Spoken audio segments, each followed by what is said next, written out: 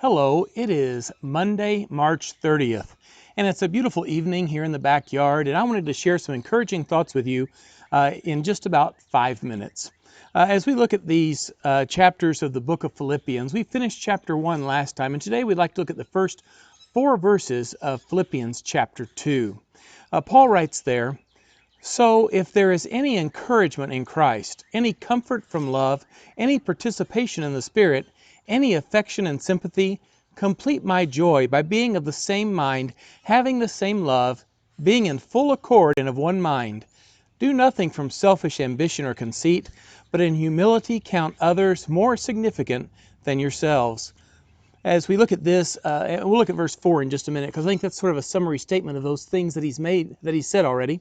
And as we look at those things, we realize that in chapter 1, Paul emphasized how Christ is everything. To me, to live is Christ, and so if he lives on, Christ's work is going to continue boldly and valiantly, and if he should die, he would get to be with Christ.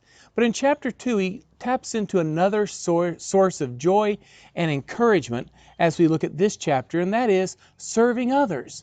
And there is great joy, Paul says, in that, in the unity of Christians, in not having divisions among us, but having this unity that he talks about. And so he begins and he talks about if there is any encouragement in Christ. You know, these are rhetorical sayings. If there is any encouragement in Christ, there is. If there's any comfort from love, there is. If there's any participation in the Spirit, there is. If there's any affection and sympathy, there is. And so you see, Christians have this very special relationship with Christ. But we also see that they have a very special relationship with fellow Christians. And he says, complete my joy by being of the same mind, having the same love, being of full accord and of one mind. Here is a great point for us to take today, and that is that when there is peace among God's people, when we are of one mind, when we are showing our love for one another, that is a great source of joy. And Paul says that it gives him joy, it should give them joy as well. And today, here in the year 2020, it should give us joy to be united with Christians. Paul talked about in the first chapter some of the difficulties that he faced there in Philippi, some of the difficulties he's facing in Rome.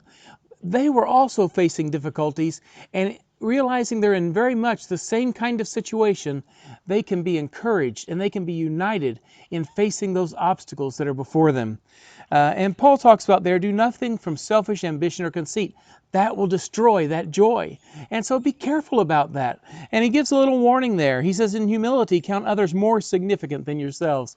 That's a hard thing to do, but it will bring joy into your life if you'll do it. If maybe during these times that we have a little turmoil, that we have some stay-at-home kind of orders, and different states are calling them by different names. And so as you look at that, just say, well, what today can I do? Even though I can't maybe go see them in person, I can't get together with a group of people, what can I do today to serve others and allow that to bring this great joy into my life? And he says, be careful. Don't do it out of selfish ambition. Don't just wake up in the morning and say, well, it's all about me. It's me, my. But instead, look at others. Look at how you can serve others. And Paul says that it gives him joy. It gives the Lord joy. It gives them joy when they do such things. I wanted to bring it down to verse 4, and that's where we'll spend the rest of our time this evening. He says, let each of you look out not only for his own interests, but also for the interests of others. You know, it's a very natural thing to look out for our own interests. We're concerned. We want to be healthy. We want to avoid whatever dangers we possibly can. We want to be spiritually strong as well.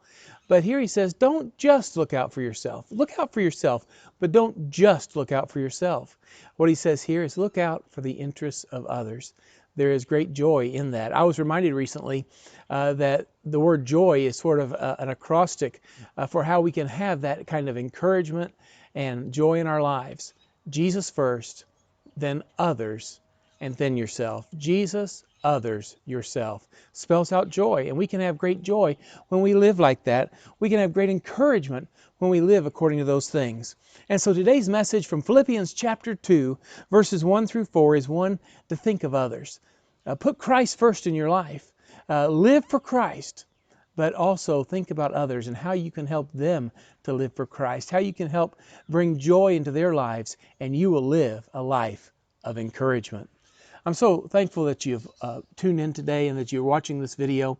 My name is Paul Adams, and this has been 5 Minutes of Encouragement.